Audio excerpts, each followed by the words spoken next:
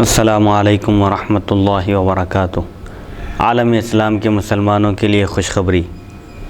باب العلم انواریہ educational society کے تحت چلنے والا ادارہ جامعہ انواریہ کے زیر اہتمام قرآن مجید کی تفسیر کے علاوہ حدیث شریف و فقہ کی مشہور و معروف معتبر و مستند صحاح ستہ کو ملا کر جملہ 25 کتابوں کی ویڈیو ریکارڈنگ کا سلسلہ شروع ہو چکا ہے۔ اسی کی ایک سنہری کڑی جامع ترمذی شریف کا درس ہے جو الحمدللہ جاری و ساری ہے۔ بیات شیخ المشائخ حضرت سید محمد عبد القدیر الحسینی المعروف نورانی پاشا رحمۃ اللہ علیہ، بانی و فاؤنڈر جامعہ انواریہ و باب العلم انواریہ ایجوکیشنل سوسائٹی حیدرآباد۔ سب سے پہلے عربی عبارت پڑھی جائے گی، پھر ترجمہ کیا جائے گا اور مختصر سی تشریح بیان کی جائے گی تاکہ احادیث شریفہ کا منشا اور مقصد سمجھ میں آئے اور ہم آسانی کے ساتھ احکام شریعت پر عمل پیرا ہو سکیں۔ اللہ تعالیٰ سے دعا ہے کہ وہ ہم کو سننے اور سنانے سے زیادہ احکام شریعت پر عمل کرنے کی توفیق عطا فرمائے، آمین۔ فضائل اور مناقب کی یہ 5ویں نشست ہے۔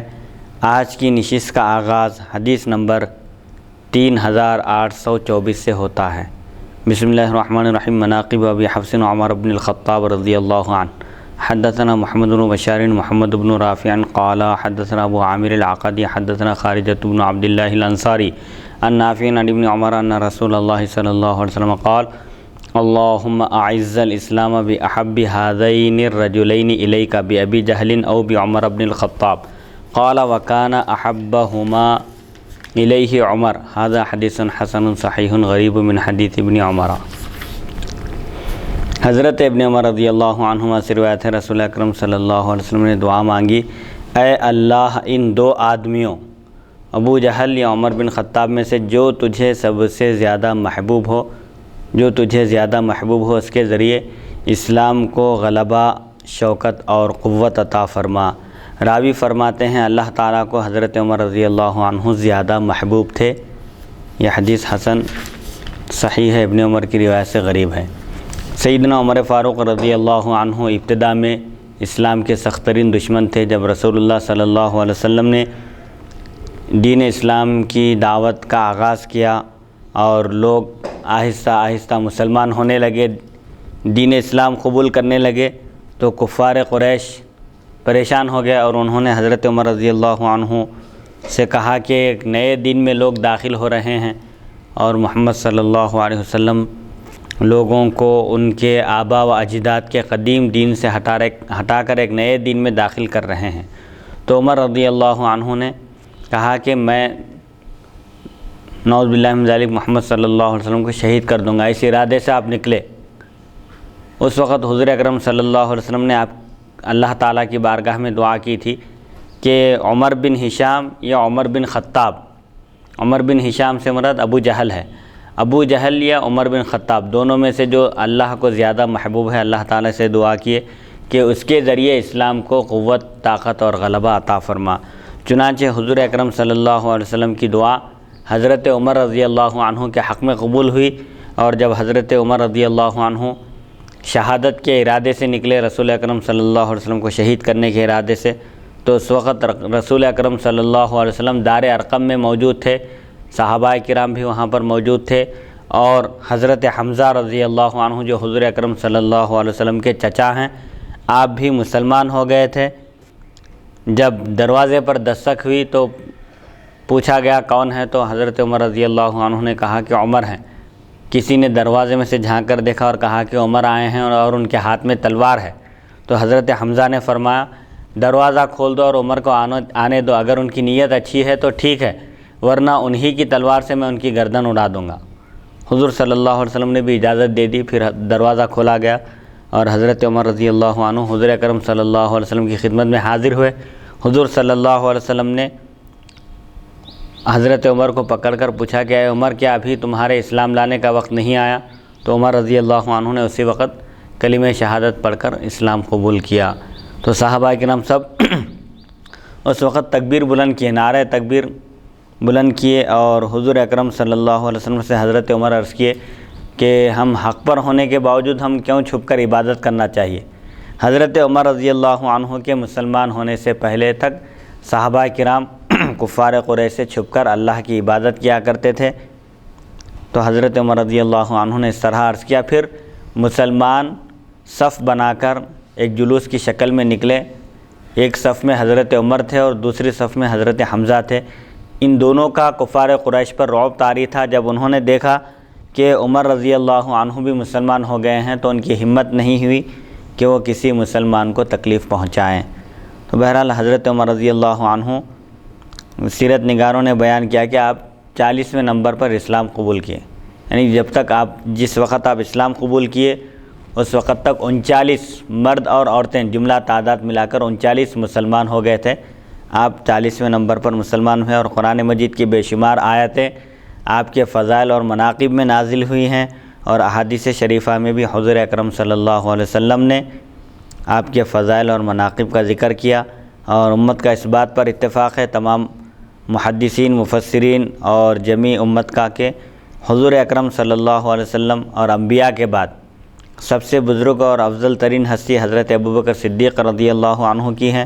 ان کے بعد پھر حضرت عمر فاروق رضی اللہ عنہ کا مقام و مرتبہ ہے۔ حضور اکرم صلی اللہ علیہ وسلم نے یہاں تک فرمایا کہ اگر میرے بعد کوئی نبی ہوتے، نبوت اور رسالت کا سلسلہ جاری رہتا تو وہ عمر ہوتے، اور چونکہ حضرت عمر رضی اللہ عنہ، آگے بھی احادیث شریفہ میں آئے گا کہ حضور اکرم صلی اللہ علیہ وسلم سے صحابہ کو عرض کرتے، مسائل پوچھتے، اور حضرت عمر رضی اللہ عنہ کی جو رائے ہوتی تھی عام طور پر آپ کی رائے وحی کے موافق ہوتی تھی، آپ جو کہتے تھے اسی کے مطابق وحی نازل ہوتی تھی۔ حضرت ابن عمر رضی اللہ عنہما کی اس روایت سے معلوم ہوتا ہے کہ اللہ تعالیٰ کو عمر بن ہشام اور عمر بن خطاب میں عمر بن خطاب رضی اللہ عنہ محبوب تھے، اسی لیے حضور اکرم صلی اللہ علیہ وسلم کی دعا عمر بن خطاب رضی اللہ عنہ کے حق میں قبول ہوئی اور آپ اسلام قبول کیے۔ عمر بن ہشام ابو جہل۔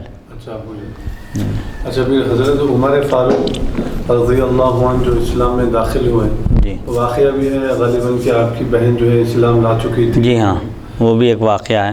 حضرت سعید بن زید رضی اللہ عنہ جو آپ کے بہنوئی ہیں، عشرہ مبشرہ میں سے ہیں، ان کی زوجہ فاطمہ رضی اللہ عنہ حضرت عمر رضی اللہ عنہ کی بہن، وہ بھی مسلمان ہو گئی تھی۔ کسی نے آپ کو اطلاع دے دی کہ آپ دوسرے لوگوں کے بارے میں کہہ رہے ہیں، آپ کی بہن خود مسلمان ہو چکی ہیں، تو آپ سیدھے اپنے بہن کے گھر پہنچے۔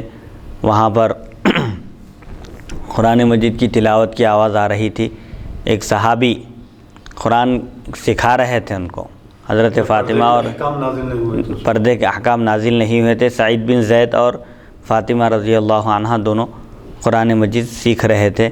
جیسے ہی حضرت عمر رضی اللہ عنہ دستک دیے اور محسوس ہو گیا کہ عمر آئے ہیں، تو فوراً وہ صحابی جو پڑھا رہے تھے، قرآن کی تعلیم دے رہے تھے، وہ ایک کمرے میں چھپ گئے ہوں حضرت عمر رضی اللہ عنہ کے جلال سے۔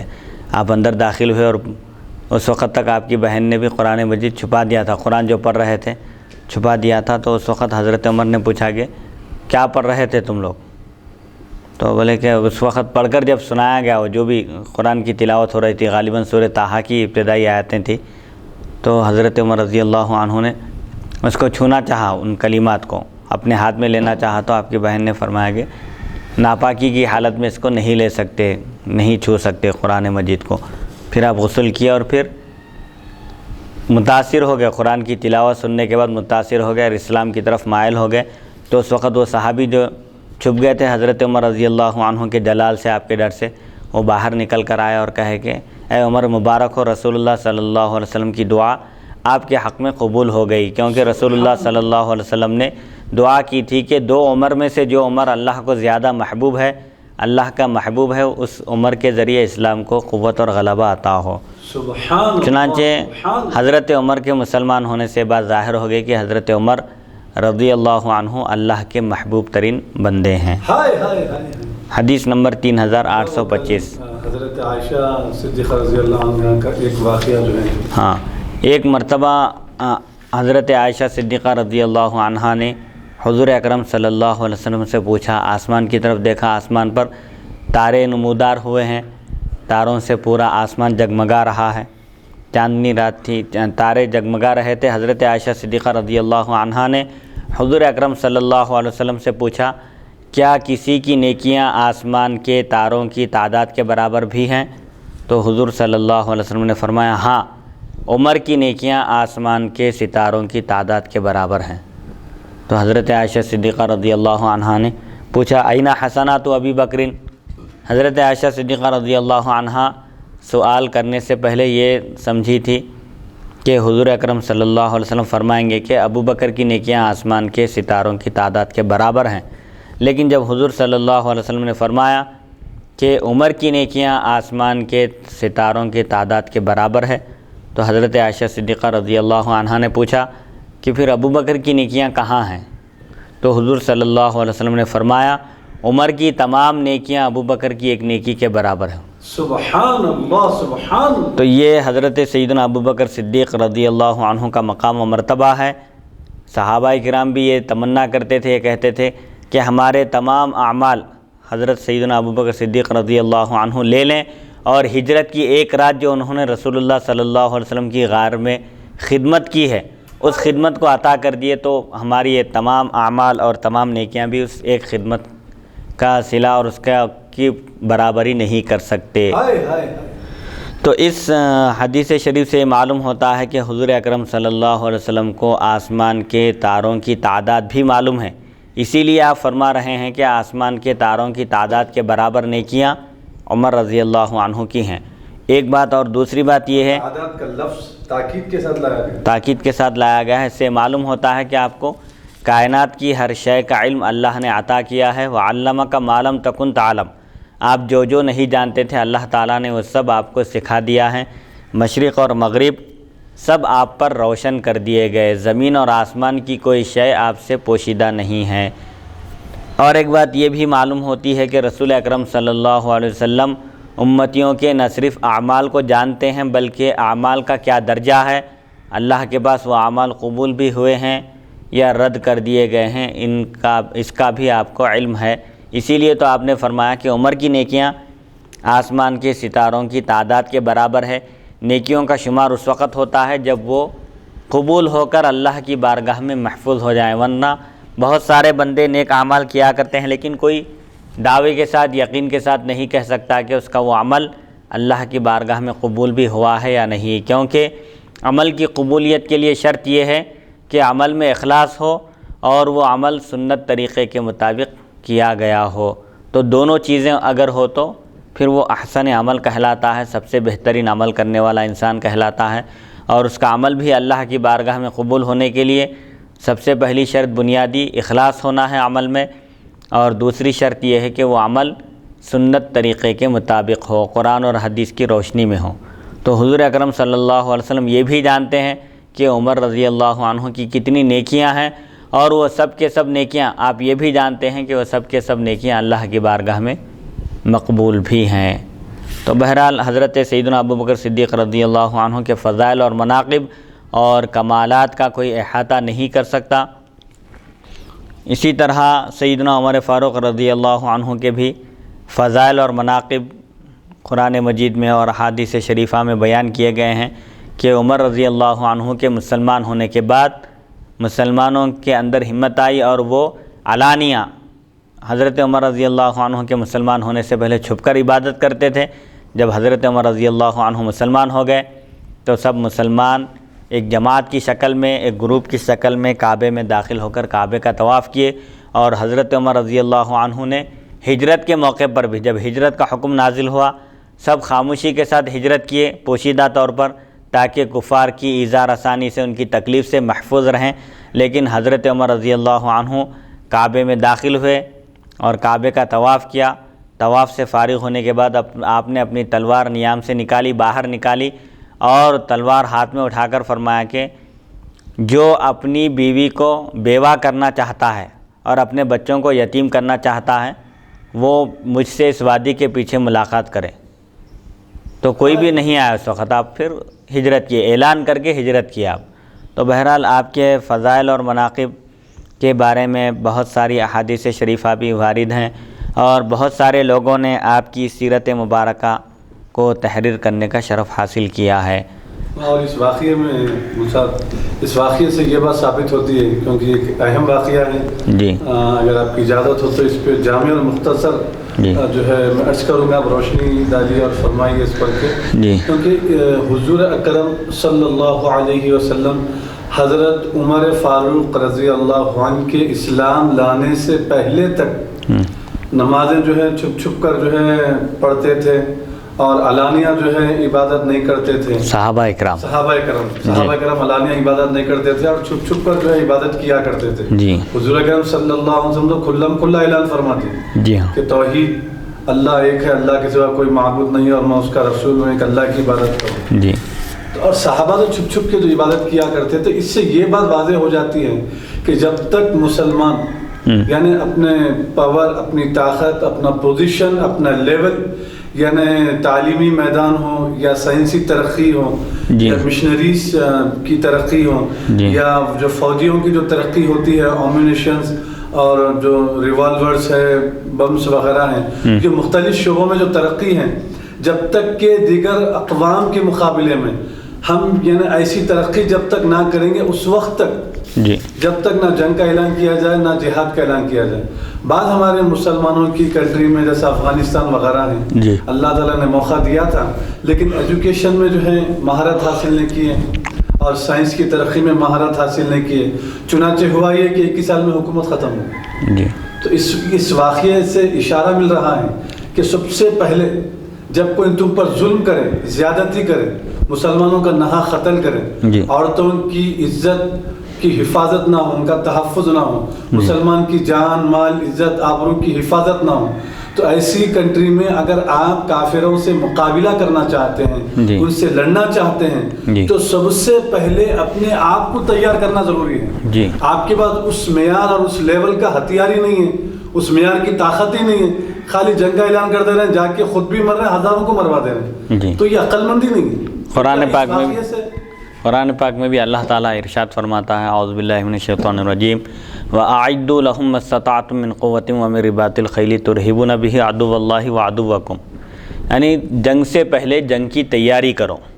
اس زمانے میں تیر اندازی عام طور پر جنگوں میں ہوتی تھی، تو ہر زمانے کے جو جنگوں کے جو طریقے ہیں، جو ہتھیار استعمال ہوتے ہیں، ان جنگی فنون میں مہارت حاصل کرنا بھی ضروری ہے، اور جنگ کرنے سے پہلے جنگ کی تیاری کرنا بھی ضروری ہے، جسمانی اعتبار سے، مالی اعتبار سے، ہتھیار فراہم کرنے کے اعتبار سے، ہر اعتبار سے جب تک تیاری نہ ہو، یہ اپنے آپ کو ہلاکت میں ڈالنا ہے، جو قطعاً درست نہیں ہے۔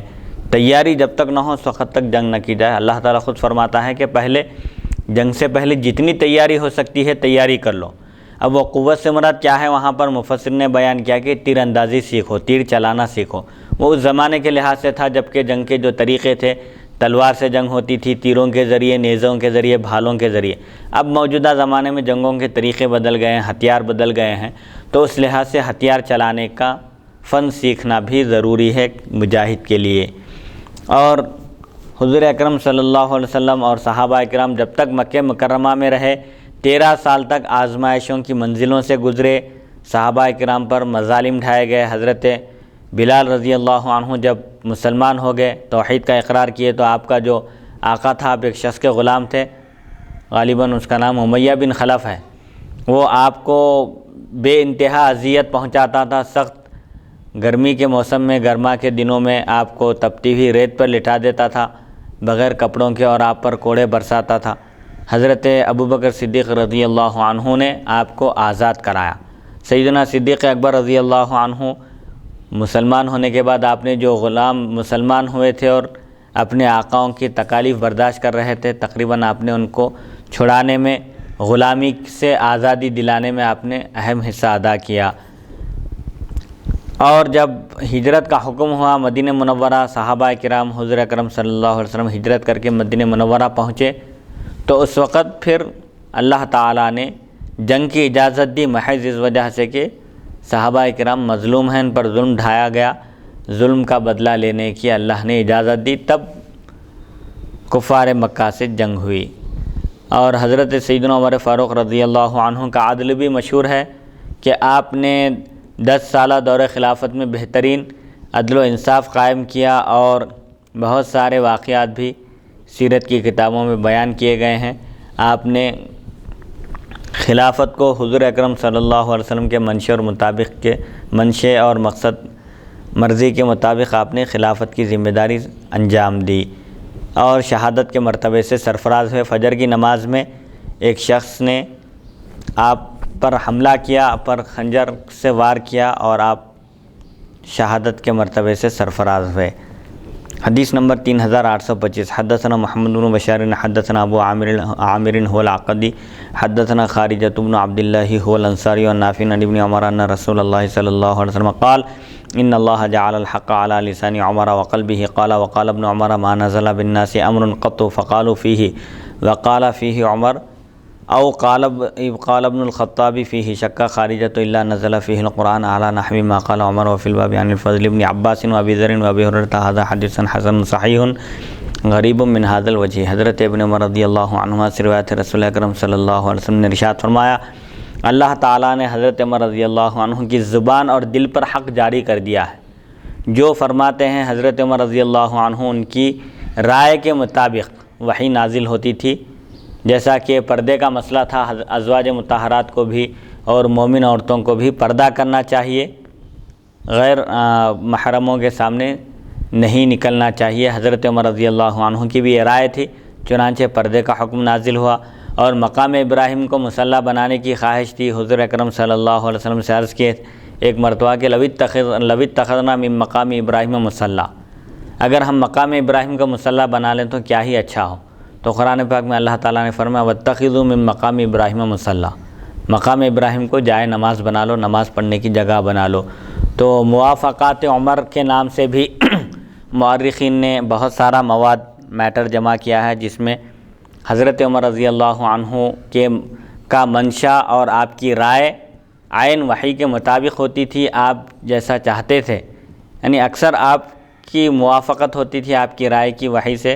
آپ حضور اکرم صلی اللہ علیہ وسلم سے عرض کرتے اور قرآن مجید نازل ہوتا تھا، جیسا کہ وہ منافق کا بھی واقعہ ہے کہ ایک منافق اور ایک یہودی کے درمیان جھگڑا چل رہا تھا، تو یہودی نے کہا کہ ہم اپنے اس جھگڑے کا فیصلہ تمہارے نبی سے کراتے ہیں۔ منافق سے کہا، چونکہ وہ بظاہر کلمہ گو تھا، دل میں اس کے ایمان نہیں تھا، نفاق تھا چھپا ہوا، تو وہ کعب بن اشرف ایک یہودی کے پاس لے جانا چاہتا تھا اپنا فیصلہ کرانے کے لیے، جھگڑے کو چکانے کے لیے۔ تو یہودی نے کہا کہ میں تم کو تمہارے نبی کے پاس لے چلتا ہوں، تمہارے نبی جو فیصلہ کریں وہ مجھے منظور ہے، میں مان لوں گا۔ یہ کہہ کر وہ منافق کو لے کر نبی کریم صلی اللہ علیہ وسلم کی خدمت میں حاضر ہوا، اور چونکہ یہودی حق پر تھا، اس کے پاس دلائل تھے، ثبوت تھا، تو حضور اکرم صلی اللہ علیہ وسلم نے یہودی کے حق میں فیصلہ کر دیا۔ اس کے ایمان کو، اس کے کلمہ گو ہونے کو آپ نے نہیں دیکھا، جو حق پر تھا، جس کا حق تھا،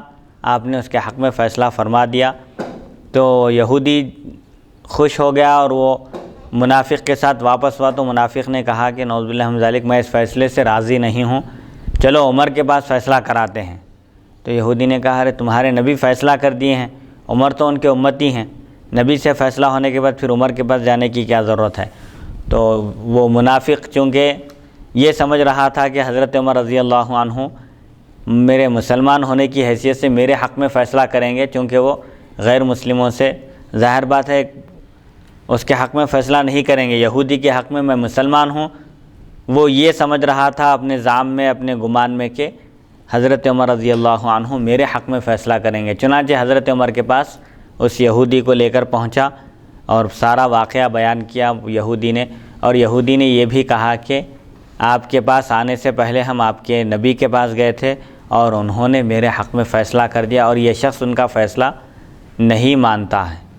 حضرت عمر رضی اللہ عنہ نے فرمایا، اچھا نبی کے فیصلے کو نہیں مان رہا ہے، یہ کہہ کر آپ اندر گئے اور تلوار لا کر اس منافق کی اب گردن اڑا دی۔ مدینے میں بات مشہور کر دی منافقوں نے یہ بات کہ حضرت عمر رضی اللہ عنہ نے ایک مسلمان کو قتل کیا ہے۔ ظاہری طور پہ مسلمان تھا، ظاہری طور پر مسلمان تھا، چونکہ منافق جو تھے اس وقت ان کو بھی مسلمان شمار کیا جاتا تھا، چونکہ ابھی ان کے نفاق کا پردہ چاک کرنے کا حکم نہیں ہوا تھا۔ منافق جماعتوں میں بھی شریک ہوتے تھے، حضور اکرم صلی اللہ علیہ وسلم کے پیچھے نماز پڑھتے تھے، آپ کے ساتھ جنگوں میں موجود رہتے تھے، لیکن دلوں میں نفاق چھپا ہوا تھا۔ اللہ تعالیٰ نے بھی ان کی پردہ پوشی کی لی، لیکن جب وقت آ گیا منافقوں کو ظاہر کرنے کا لوگوں کے سامنے، تو حضور اکرم صلی اللہ علیہ وسلم نے ایک ایک منافق کا نام لے کر اس کو مسجد نبوی صلی اللہ علیہ وسلم سے باہر نکال دیا۔ جب تک ان کی پردہ پوشی کرنے کا حکم تھا اس وقت تک پردہ پوشی کی گئی، اور جب پول کھولنے کا حکم ہوا تو ان کی پول کھول کر رکھ دی گئی۔ تو بہرحال حضرت عمر رضی اللہ عنہ نے تلوار سے اس منافق کا سر قلم کر دیا۔ لوگوں میں بات مشہور ہو گئی کہ عمر رضی اللہ عنہ نے ایک مسلمان کو قتل کیا، تو قرآن مجید کی ایک آیت نازل ہوئی، فَلَا وَرَبِّكَ لَا يُؤْمِنُونَ۔ حضرت عمر فرماتے تھے کہ وہ مومن ہی نہیں جو نبی کے فیصلے کو تسلیم نہ کرے۔ آپ یہ کہیں، اور قرآن مجید کی آیت نازل ہوئی، فَلَا وَرَبِّكَ لَا يُؤْمِنُونَ حَتَّى يُحَكِّمُوكَ فِي مَا شَجَرَ بَيْنَهُمْ ثُمَّ لَا يَجِدُوا فِي أَنفُسِهِمْ حَرَجًا مِّمَّا قَضَيْتَ وَيُسَلِّمُوا تَسْلِيمًا، جس کا ترجمہ یہ ہے، بس آپ کے رب کی قسم، اللہ تعالیٰ فرماتا ہے، حضور اکرم صلی اللہ علیہ وسلم سے خطاب ہے، رب تو وہ سب کا ہے لیکن نسبت حضور کی طرف کرتا ہے کہ آپ کے رب کی قسم۔ سبحان اللہ سبحان اللہ۔ تو اللہ تعالیٰ کو بھی ناز ہے حضور اکرم صلی اللہ علیہ وسلم کا رب ہونے پر، کہ وہ حضور اکرم صلی اللہ علیہ وسلم اللہ کے ایسے بندے ہیں کہ اللہ آپ پر فخر کرتے ہوئے فرماتا ہے، فلا وربک، آپ کے رب کی قسم، وہ مومن ہو ہی نہیں سکتے یہاں تک کہ وہ آپ کو اپنے جھگڑوں میں حکم نہ بنائے، جج نہ بنائے، فیصلہ کرنے والا نہ بنائے۔ تو سب سے پہلے کام کیا ہے مومن کا؟ حضور اکرم صلی اللہ علیہ وسلم کو حکم ماننا، حکم بنانا، فیصلہ کرنے والا بنانا، پھر حضور اکرم صلی اللہ علیہ وسلم کے فیصلے سے دل میں تنگی نہیں پانا، بلکہ سر تسلیم خم کر دینا، جو بھی فیصلہ ہے نبی کا وہ مجھے قبول ہے، چاہے وہ خلاف جائے یا موافقت میں جائے۔ یہ ایمان مومن ہونے کی علامت ہے، نشانی ہے۔ تو حضرت عمر رضی اللہ عنہ نے جب فرمایا کہ جو نبی کے فیصلے کو نہ مانے وہ مومن ہی نہیں میری نظر میں، تو قرآن نے بھی اس کی تصدیق کر دی، توثیق کر دی کہ جو نبی کے فیصلے کو نہ مانے وہ مومن ہو ہی نہیں سکتا۔ حدیث نمبر 3826، حدثنا بکر بن حدثنا یونس بن بکر عن النضر ابی عمر عن اکرمہ عن ابن عباس ان النبی صلی اللہ علیہ وسلم قال اللهم اعز الاسلام بابی جہل بن ہشام او بعمر بن الخطاب قال فاصبح فغدا عمر على رسول اللہ صلی اللہ علیہ وسلم فاسلم۔ هذا حدیث غریب من هذا الوجه وقد تکلم فی النضر ابی عمر وهو یروی مناکر۔ حضرت ابن عباس رضی اللہ عنہما سے روایت ہے، نبی اکرم صلی اللہ علیہ وسلم نے دعا مانگی، اے اللہ ابو جہل بن ہشام یا عمر بن خطاب کے ذریعے اسلام کو غلبہ عطا فرما۔ چنانچہ حضرت عمر رضی اللہ عنہ نے دوسری صبح، جس شب حضور اکرم صلی اللہ علیہ وسلم نے یہ دعا فرمائی، اس کے دوسرے دن نبی کریم صلی اللہ علیہ وسلم کی خدمت اقدس میں حاضر ہوئے اور مسلمان ہو گئے۔ حدیث نمبر 3827، حدثنا محمد بن المثنى حدثنا عبداللہ بن داود الواسطی ابو محمد حدثنا عبد الرحمن بن اخی محمد بن المنکدر عن محمد بن المنکدر عن جابر بن عبداللہ قال عمر لأبی بکر یا خیر الناس بعد رسول اللہ صلی اللہ علیہ وسلم فقال ابو بکر اما انک ان قلت ذاک فلقد سمعت رسول اللہ صلی اللہ علیہ وسلم یقول ما طلعت الشمس على رجل خیر من عمر۔ هذا حدیث غریب لا نعرفه الا من هذا الوجه وليس اسناده بذلك وفي الباب عن ابی الدرداء۔ حضرت جابر بن عبداللہ رضی اللہ عنہ سے روایت ہے، حضرت عمر رضی اللہ عنہ نے حضرت صدیق اکبر رضی اللہ عنہ کو یوں مخاطب کیا، اے رسول اکرم صلی اللہ علیہ وسلم کے بعد سب سے بہترین انسان، یا خیر الناس بعد رسول اللہ صلی اللہ علیہ وسلم۔ تو حضرت ابوبکر صدیق رضی اللہ عنہ نے فرمایا، آپ نے تو یہ بات کہی لیکن میں نے رسول اللہ صلی اللہ علیہ وسلم سے سنا، آپ فرماتے تھے سورج حضرت عمر رضی اللہ عنہ سے بہتر انسان پر طلوع نہیں ہوا۔ سورج طلوع ہوتا ہے، دن نمودار ہوتا ہے، تاریکی چھٹ جاتی ہے اور روشنی چھا جاتی ہے، تو سورج جو طلوع ہوا ہے سب سے بہترین انسان پر، حضرت عمر رضی اللہ عنہ سے بہتر کوئی انسان نہیں ہے۔ تو یہ جو مراتب ہیں، درجات ہیں صحابہ کرام کے، اس بات پر تمام علماء کا اتفاق ہے اور اجماع ہے کہ حضرت ابوبکر صدیق رضی اللہ عنہ تمام صحابہ میں سب سے افضل ہیں، جیسا کہ مناقب صدیق اکبر رضی اللہ عنہ میں بیان گزر چکا۔ رسول اللہ صلی اللہ علیہ وسلم نے ایک خاتون سے بھی فرمایا جو یہ عرض کی تھی کہ اگر میں دوبارہ آؤں اور آپ کو نہ پاؤں تو میں کیا کروں، تو آپ صلی اللہ علیہ وسلم نے فرمایا کہ ابو بکر کے پاس جاؤ۔ تو بہت ساری ایسی احادیث شریفہ ہیں جن سے یہ معلوم ہوتا ہے کہ رسول اکرم صلی اللہ علیہ وسلم نے اشارتاً اور کنایتاً صدیق اکبر رضی اللہ عنہ کو خلیفہ نامزد کر دیا تھا۔ آپ نے صراحت کے ساتھ اس لیے نامزد نہیں کیا، اس کی وجہ مورخین یہ بیان کرتے ہیں کہ اگر رسول اللہ صلی اللہ علیہ وسلم ابوبکر صدیق رضی اللہ عنہ کو اپنا جانشین صراحتاً منتخب کر دیتے اور کوئی انکار کرتا تو وہ کافر ہو جاتا تھا، تو اس خدشے سے، اس خوف سے آپ نے ایسا نہیں کیا، بلکہ اس معاملے کو امت کے حوالے کر دیا۔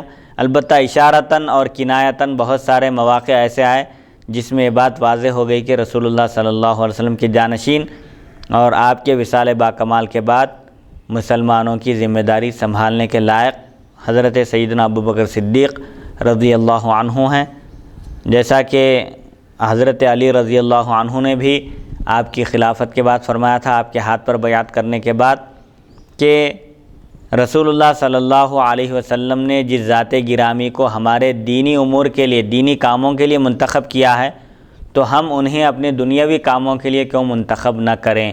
امامت جو ایک اہم درجہ ہے دین میں، نماز پڑھانے کی جو ذمہ داری ہے، جب رسول اللہ صلی اللہ علیہ وسلم نے مرض وصال میں، وصال سے پہلے جو بیمار ہوئے آپ، اور اس دوران نماز نہیں پڑھا سکے، تو آپ نے ابوبکر صدیق رضی اللہ عنہ کو اپنی جگہ کھڑا کیا۔ حالانکہ عائشہ صدیقہ رضی اللہ عنہ بار بار عرض کرتی رہیں کہ وہ رقیق القلب ہیں، خوف اور خشیت ان پر اس قدر طاری ہے کہ وہ اپنی آواز لوگوں کو نہیں سنا سکیں گے، دھیمی آواز میں قرات کریں گے، نماز پڑھائیں گے، اس لیے عمر رضی اللہ عنہ جو قوی القلب ہیں ان کو آگے بڑھائیں، تو رسول اللہ صلی اللہ علیہ وسلم نہیں مانے، بلکہ آپ یہی فرمائے کہ ابوبکر کو ہی آگے بڑھاؤ۔ اور ایک حدیث شریف بھی گزر چکی ہے، آپ فرمائے کہ جس قوم میں ابوبکر موجود ہوں دوسرا امامت نہیں کر سکتا، دوسرے کے لیے مناسب نہیں ہے کہ وہ امامت کرے، کیونکہ کوئی آپ کے مقابل کا ہے ہی نہیں، جو سب سے افضل ہے، جو سب سے زیادہ جاننے والا ہے، جو سب سے بہتر ہے، وہی امامت کرنا ہے۔ حدیث نمبر 3828۔ حدثنا محمد بن المثنى حدثنا عبد الله بن داود عن حماد بن زيد عن أيوب عن محمد بن سيرين قال ما أظن رجلا ينتقص أبا بكر وعمر يحب النبي صلی اللہ علیہ وسلم هذا حدیث غریب حسن۔ حضرت محمد بن سیرین جو سید المعبرین ہیں، خوابوں کی تعبیر بیان کرنے میں جن کو زبردست ملکہ اور قدرت حاصل تھی، آپ فرماتے ہیں میرے خیال میں حضرت ابوبکر صدیق رضی اللہ عنہ و عمر رضی اللہ عنہ کی تنقیص کرنے والا، توہین کرنے والا اور ان دونوں کی شان میں گستاخی کرنے والا نبی اکرم صلی اللہ علیہ وسلم سے محبت نہیں کرتا۔ جس کو رسول اللہ صلی اللہ علیہ وسلم سے محبت نہ ہو وہی شیخین کی توہین کرتا ہے۔ ابوبکر صدیق، عمر فاروق رضی اللہ عنہما کی توہین کرنے والا، آپ دونوں حضرات کی گستاخی کرنے والا رسول اکرم صلی اللہ علیہ وسلم کا محب نہیں ہو سکتا۔ اسی لیے حضور صلی اللہ علیہ وسلم فرمایا کہ صحابہ سے محبت مجھ سے محبت کی وجہ سے ہے، جو مجھ سے محبت کرتا ہے اس کے لیے لازمی ہے کہ وہ صحابہ سے بھی محبت کرے، جو صحابہ سے بغض رکھتا ہے، نفرت کرتا ہے، اس کا مطلب یہ ہے کہ وہ نبی کریم صلی اللہ علیہ وسلم سے بھی نفرت رکھتا ہے، اعاذنا اللہ من ذالک۔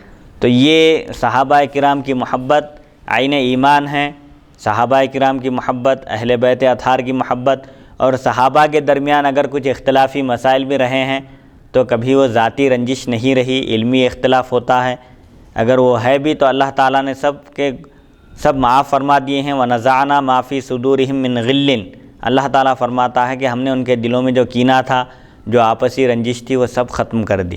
تو صحابہ کے جو اختلاف ہیں، مشاجرات صحابہ، ان میں کلام کرنے کا، گفتگو کرنے کا کسی کو کوئی حق نہیں ہے۔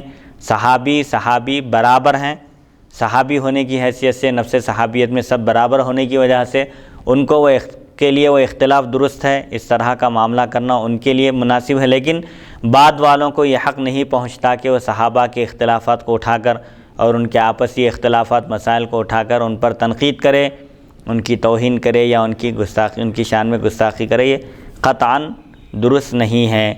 صحابہ کو سب و شتم کرنا یہ حرام ہے۔ سب و شتم یعنی برا بھلا کہنا، گالی گلوچ کرنا اور ان پر لعن طعن کرنا، جیسا کہ شیعہ کا طریقہ ہے کہ وہ صرف اہل بیت اطہار کی محبت کا دم بھرتے ہیں اور نعوذ باللہ من ذالک صحابہ کو برا بھلا کہتے ہیں، حتیٰ کہ یہاں تک کہہ دیتے ہیں وہ لوگ کہ حضور اکرم صلی اللہ علیہ وسلم کے وصال باکمال کے وقت کے بعد صرف 3 یا 4 مسلمان تھے اس وقت، حالانکہ اس وقت 1 لاکھ کے اوپر صحابہ کی تعداد تھی۔ گویا ایسا بولنا خود جو ہے دار اسلام سے نکل جانے والی بات ہے۔ صحابہ کرام کے بارے میں جو گستاخی کرتا ہے یا اس طرح کہتا ہے وہ تو صریح کافر ہے، اس کے کافر ہونے میں کوئی شک نہیں۔ اسی لیے وہ شیعہ جو کہتے ہیں کہ نعوذ باللہ من ذالک رسول اکرم صلی اللہ علیہ وسلم کے وصال با کمال کے بعد صحابہ بدل گئے، نعوذ باللہ من ذالک صرف 3 مسلمان تھے، یہ سب سے بڑا الزام ہے، تہمت ہے رسول اکرم صلی اللہ علیہ وسلم کی ذات اقدس پر۔ یہاں یہ بات ہوگی کہ بھائی رسول اکرم صلی اللہ علیہ وسلم 23 سال تک محنت کیے، دن رات جد و جہد کیے، توحید کا پیغام پہنچائے، اللہ کے دین کی دعوت دیے، صحابہ کرام کے نفوس کا تزکیہ فرمائے، اور آپ کی 23 سالہ محنت صرف ایک دن میں پوری ختم ہو گئی۔ 23 سال کی محنت کا نتیجہ یہ ہے کہ صرف 3 مسلمان تھے، تو یہ رسول اکرم صلی اللہ علیہ وسلم کی ذات اقدس پر سب سے بڑی تہمت ہے کہ آپ 23 سال کے عرصے میں صرف 3 مسلمان تیار کر سکے۔ سخت تکالیف برداشت کرتے ہیں۔ ہاں، تو یہ بہرحال اس طرح کی باتیں کرنا یہ سب قطعاً درست نہیں ہے۔ صحابہ کرام کا جو معاملہ ہے وہ انتہائی نازک معاملہ ہے۔ صحابہ کے بارے میں حضور اکرم صلی اللہ علیہ وسلم نے خاص طور پر تاکید فرمائی کہ میرے صحابہ کے بارے میں اللہ سے ڈرو، ان کو میرے بعد تنقید کا نشانہ نہ بناؤ، کیونکہ جو صحابہ تنگی کے زمانے میں، مصیبت کے زمانے میں جنہوں نے آدھا مد خیرات کیا تھا، یعنی ایک آدھا کلو 1 کلو جو بھی اللہ کی راہ میں خیرات کیا تھا، بعد والے اگر احد پہاڑ کے برابر سونا بھی خیرات کر دیں تو وہ صحابی کے جو کے برابر نہیں پہنچ سکتے اجر و ثواب میں۔ تو یہ مقام و مرتبہ ہے صحابہ کا۔ حضور اکرم صلی اللہ علیہ وسلم نے صحابہ کی تعظیم اور ان کا احترام کرنے کا حکم دیا۔ خود محمد بن سیرین فرماتے ہیں کہ میں نہیں سمجھتا، مطلب یہ ہے کہ جو شیخین کی گستاخی کرتا ہے، ان کی توہین کرتا ہے، ان کی تنقیص کرتا ہے، ان کی ذات میں عیب نکالتا ہے، وہ شخص رسول اللہ صلی اللہ علیہ وسلم سے محبت کرنے والا ہرگز نہیں ہو سکتا۔ جس کو رسول سے محبت ہے یقینی طور پر، لازمی طور پر اس کو حضرت ابوبکر، حضرت عمر رضی اللہ عنہما سے بھی محبت ہونا ضروری ہے، لازمی ہے یہ بات۔ مفتی صاحب، اس میں یہ جو بات ہے کہ شیعہ لوگ جو یہ بولتے ہیں کہ حضور اکرم صلی اللہ علیہ وسلم جب دنیا سے پردہ فرمائے تو اس کے بعد صرف 3 صحابہ ہی دین اسلام میں باقی تھے، یعنی 1,24,000 صحابہ کو اسلام سے پھر گئے، ایسی نعوذ باللہ بات کر رہے ہیں۔ تو گویا وہ صحابہ کو یہ بولنا کہ صرف 3 صحابہ ہی جو ہے ایمان اور اسلام پر باقی تھے اور باقیہ جو ہے پورے دین سے پھر گئے تھے، تو یہ ان کے کافر ہونے کی سب سے بڑی دلیل ہے۔ جی، جو لوگ اس بات کے قائل ہیں، ایسا کہتے ہیں، ان کے کافر ہونے میں کوئی شک نہیں۔ شیعہ میں بھی مختلف گروپ ہیں، مختلف فرقے ہیں۔ ایک فرقہ ایسا ہے جو شیخین سے تو محبت کرتا ہے، اہل بیت اطہار کے ساتھ حضرت ابوبکر اور حضرت عمر رضی اللہ عنہما سے بھی محبت کرتا ہے، ان کا بھی ذکر کرتا ہے، لیکن حضرت عثمان رضی اللہ عنہ سے ان کو بغض ہے۔ اور ایک جماعت ایسی ہے جو تینوں صحابہ کو مسلمان نہیں تسلیم کرتے، صرف اہل بیت اطہار کی محبت کا دم بھرتے ہیں۔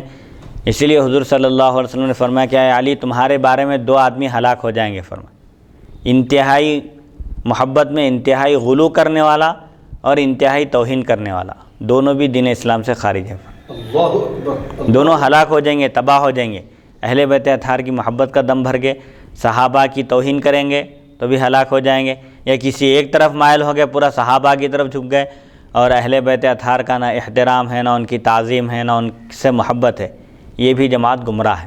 تو اہل سنت و جماعت کا جو مسلک ہے یہ معتدل مسلک ہے، صحابہ کا بھی احترام کرتے ہیں، اہل بیت اطہار کا بھی احترام کرتے ہیں، اور صحابہ سے بھی محبت کرتے ہیں، اہل بیت اطہار سے بھی محبت کرتے ہیں، اور ان کے جو مقام و مرتبے ہیں اور ان کے مراتب ہیں، ان کے فضائل اور کمالات کو بھی بیان کرتے ہیں۔ کسی ایک طرف ان کا جھکاؤ نہیں ہے، صرف اہل سنت و جماعت ہی ایک وہ واحد جماعت ہے جس کے اندر توازن بھی ہے، اعتدال بھی ہے، اور بیک وقت وہ اہل بیت اطہار سے بھی محبت کرتے ہیں اور صحابہ کرام سے بھی محبت کرتے ہیں۔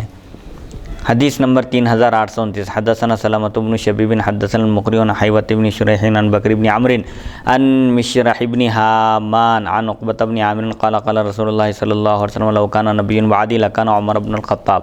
هذا حدیث حسن غریب لا نعرفه الا من حدیث مشرح بن حامان۔ حضرت عقبہ بن عامر رضی اللہ عنہ سے روایت ہے، نبی اکرم صلی اللہ علیہ وسلم نے فرمایا اگر میرے بعد کوئی نبی ہوتے تو عمر بن خطاب ہوتے۔ تو چونکہ نبوت اور رسالت کا سلسلہ رسول اکرم صلی اللہ علیہ وسلم کی ذات اقدس پر ختم ہو چکا ہے، اب قیامت تک کوئی نبی اور رسول آنے والے نہیں ہیں۔ اگر کوئی دعویٰ کیا تو وہ جھوٹا ہے، دجال ہے، کذاب ہے۔ رسول اللہ صلی اللہ علیہ وسلم نے پیشن گوئی بھی فرما دی کہ قیامت تک غالباً 30 افراد نبوت اور رسالت کا دعویٰ کریں گے، سب کے سب جھوٹے ہوں گے۔ تو بہرحال ختم نبوت کا ایک بنیادی عقیدہ ہے جس کے بغیر ایمان کا تصور نہیں ہو سکتا۔ جو رسول اکرم صلی اللہ علیہ وسلم کو خاتم النبیین تسلیم نہ کرے وہ اسلام سے خارج ہے، وہ مسلمان نہیں ہے۔ اسی لیے تمام عالم اسلام کے مسلمانوں کا یہ متفقہ فیصلہ ہے کہ قادیانی، جو غلام احمد قادیانی کے پیروکار ہیں، اس کی اتباع کرتے ہیں اور اس کو نبی مانتے ہیں، وہ سب خارج از اسلام ہیں، اسلام سے خارج ہیں، کافر ہیں۔ ان سے کسی قسم کا میل جول، نکاح، عبادت وغیرہ کسی قسم کا ان سے کوئی تعلق نہیں ہونا چاہیے۔ نہ ان کی مسجدوں میں ہماری نماز ہو سکتی ہے اور نہ ہی ان کے گھرانے میں ہماری مسلمانوں کی شادی ہو سکتی ہے۔ حدیث نمبر 3830 حدثنا قتيبة حدثنا ليث عن عقيل عن الزهري عن حمزة بن عبد الله بن عمر عن ابن عمر قال قال رسول الله صلى الله عليه وسلم رأيت كأني أتيت بقدح لبن فشربت منه فأعطيت فضل عمر بن الخطاب قالوا فما أولته يا رسول الله قال العلم هذا حديث حسن صحيح غريب۔ حضرت ابن عمر رضی اللہ عنہما سے روایت ہے، رسول اکرم صلی اللہ علیہ وسلم نے فرمایا، میں نے خواب میں دیکھا کہ میرے پاس دودھ کا ایک پیالہ لایا گیا، میں اس سے پیا اور جو باقی بچ گیا، جو بچا ہوا دودھ تھا وہ عمر بن خطاب کو دے دیا۔ صحابہ کرام نے عرض کیا، یا رسول اللہ صلی اللہ علیہ وسلم، آپ کے پاس اس کی تعبیر کیا ہے؟ خواب جو آپ دیکھے ہیں جس میں آپ کے پاس ایک دودھ کا پیالہ پیش کیا گیا، آپ اس میں سے نوش فرمائیں، اور جو دودھ بچ گیا تھا، بچا ہوا دودھ آپ نے عمر بن خطاب کو عطا فرمایا، اس کی تعویل کیا ہے اور اس خواب کی تعبیر کیا ہے؟ تو حضور صلی اللہ علیہ وسلم نے فرمایا، علم، یعنی مجھے جو علم عطا کیا گیا میں اس میں سے کچھ حصہ عمر رضی اللہ عنہ کو بھی عطا کیا فرماتے ہیں۔ تو یہ دودھ پیتے ہوئے اگر کوئی خواب میں دیکھے اپنے آپ کو تو اس کے لیے ایک خوشخبری ہے یہ کہ اللہ تعالیٰ اس کو علم کی دولت سے سرفراز فرمائے گا، جیسا کہ اس حدیث شریف سے واضح ہے کہ حضور صلی اللہ علیہ وسلم نے اس کی تعبیر فرمائی علم سے۔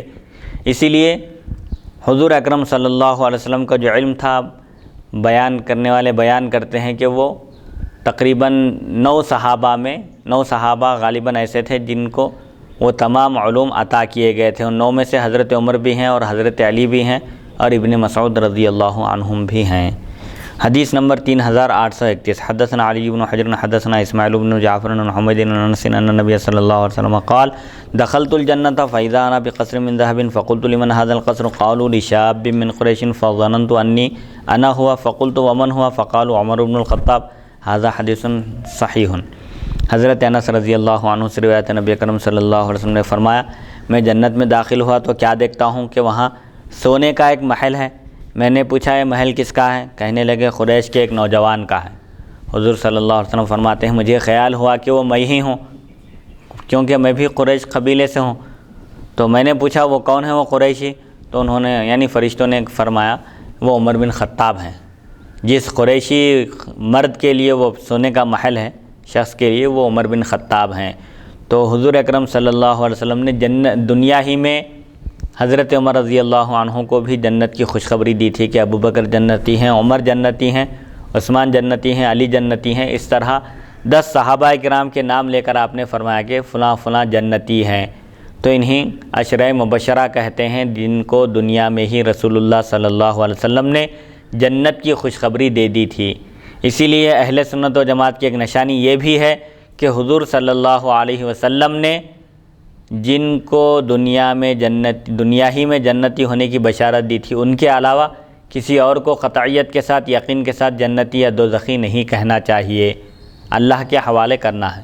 البتہ جن کا نام لے لے کر حضور صلی اللہ علیہ وسلم نے بیان کیا، جیسا کہ عشرہ مبشرہ ہیں اور حضرت فاطمہ رضی اللہ عنہا ہیں، حسنین کریمین ہیں اور دیگر بعض صحابہ کرام ہیں، ان کے علاوہ دوسروں کے لیے، عام مومنوں کے لیے قطعی طور پر جنتی یا دوزخی کہنے سے رکنا، یہ بھی اہل سنت و جماعت کی ایک نشانی ہے۔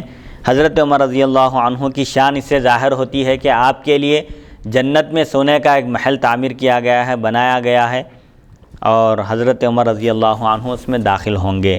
حدیث نمبر 3832. حدثنا الحسین بن حریث ابو عمار المروزی حدثنا علی الحسین بن واقد قال حدثني ابی قال حدثني عبداللہ بن بریدہ قال حدثني ابی بریدہ قال اصبح رسول اللہ صلی اللہ علیہ وسلم فدعا بلالا فقال یا بلال بما سبقتنی الى الجنة ما دخلت الجنة قط الا سمعت خشخشتك امامی دخلت البارحة الجنة فسمعت خشخشتك امامی فأتيت على قصر مربع مشرف من ذهب فقلت لمن هذا القصر قالوا لرجل من العرب فقلت انا عربي لمن هذا القصر قالوا لرجل من قريش فقلت انا قريشي لمن هذا القصر قالوا لرجل من امة محمد صلى الله عليه وسلم فقلت انا محمد لمن هذا القصر قالوا لعمر بن الخطاب فقال بلال يا رسول الله ما أذنت قط إلا صليت ركعتين وما أصابني حدث قط إلا توضأت عندها ورأيت أن لله علي ركعتين فقال رسول الله صلى الله عليه وسلم بهما. وفي الباب عن جابر ومعاذ وأنس وأبي هريرة أن النبي صلى الله عليه وسلم قال رأيت في الجنة قصرا من ذهب فقلت لمن هذا فقيل لعمر بن الخطاب. هذا حديث حسن صحيح غريب. ومعنى هذا الحديث انی دخلت البارحة الجنة یعنی رأیت فی المنام کانی دخلت الجنة هكذا روی فی بعض الحدیث ویروى عن ابن عباس انه قال رؤیا الانبیاء وحی. حضرت ابو بریدہ رضی اللہ عنہ سے روایت ہے ایک دن صبح کے وقت نبی کریم صلی اللہ علیہ وسلم نے حضرت بلال رضی اللہ عنہ کو بلا کر پوچھا اے بلال تم کس وجہ سے جنت میں مجھ سے پہلے پہنچ گئے، تم مجھ پر کس طرح سبقت کر گئے جنت کی طرف. جب میں جنت میں داخل ہوا تو اپنے آگے آگے تمہاری آہٹ سنی. میں جب جنت میں داخل ہوا اور جنت کی سیر کر رہا تھا تو میں اپنے آگے آگے تمہارے کھڑاؤں کی چپل کی آواز میں نے سنی ہے. کس وجہ سے تم مجھ سے آگے آگے چل رہے تھے؟ تو آپ آگے اچھا جب میں جنت میں داخل ہوا تو اپنے آگے تمہارے قدموں کی آواز سنی، تمہارے چلنے کی آواز آ رہی تھی یا کھڑا میں جو بھی پہنے ہوئے تھے اس کی آواز آ رہی تھی. پھر میں جنت میں داخل ہوا تو اپنے آگے آگے تمہاری آہٹ سنی. گزشتہ شب جب میں جنت میں داخل ہوا تو اپنے آگے تمہارے قدموں کی آواز سنی. پھر میں ایک مربع محل کے پاس آیا، چوکور محل تھا. اس کے بعد جب میں پہنچا جو سونے کا تھا میں نے پوچھا یہ محل کس کا ہے؟ انہوں نے کہا یعنی فرشتوں نے کہا یہ ایک عربی شخص کا ہے، ایک عرب کے شخص کا ہے. میں نے کہا عربی تو میں بھی ہوں، میں بھی عرب ہوں، یہ کس کا ہے؟ انہوں نے کہا قریش کے ایک شخص کا. میں نے کہا میں بھی تو قریشی ہوں، یہ کس قریشی کا ہے؟ تو انہوں نے کہا حضرت محمد مصطفیٰ صلی اللہ علیہ وسلم کے ایک امتی کا یہ محل ہے. میں نے کہا میں محمد ہوں صلی اللہ علیہ وسلم، یہ محل کس شخص کا ہے؟ تو فرشتوں نے جواب دیا یہ عمر بن خطاب رضی اللہ عنہ کا ہے. حضرت بلال رضی اللہ عنہ نے عرض کیا یا رسول اللہ صلی اللہ علیہ وسلم. حضور صلی اللہ علیہ وسلم نے بلال رضی اللہ عنہ سے پوچھا کیا بات ہے؟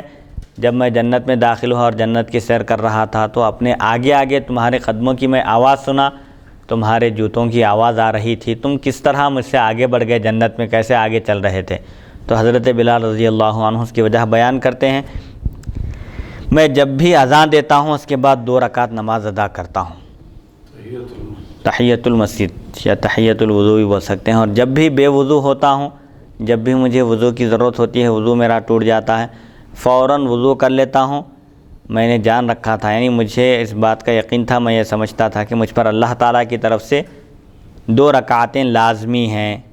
یعنی میرے خیال میں ایسا اپنے اوپر التزام کر لیا تھا کہ جب بھی وضو کروں تحیۃ الوضو کے طور پر 2 رکعت نماز ادا کروں. تو رسول اللہ صلی اللہ علیہ وسلم نے فرمایا ان 2 رکعتوں کی وجہ سے ہی تم کو یہ مقام ملا. سبحان اللہ سبحان اللہ. اس باب میں حضرت جابر، معاذ، انس اور ابو ہریرہ رضی اللہ عنہم سے بھی روایت منقول ہیں کہ نبی کریم صلی اللہ علیہ وسلم نے ارشاد فرمایا میں نے جنت میں سونے کا محل دیکھا. میں نے پوچھا یہ کس کا ہے؟ کہا گیا یہ عمر بن خطاب رضی اللہ عنہ کا ہے. یہ حدیث حسن صحیح غریب ہے. حدیث میں جو فرمایا کہ میں گزشتہ رات جنت میں داخل ہوا، اس سے کیا مراد ہے؟ جنت میں داخل ہونے سے حقیقت میں جنت میں داخل ہونا مراد ہے یا آپ خواب میں دیکھیے منظر؟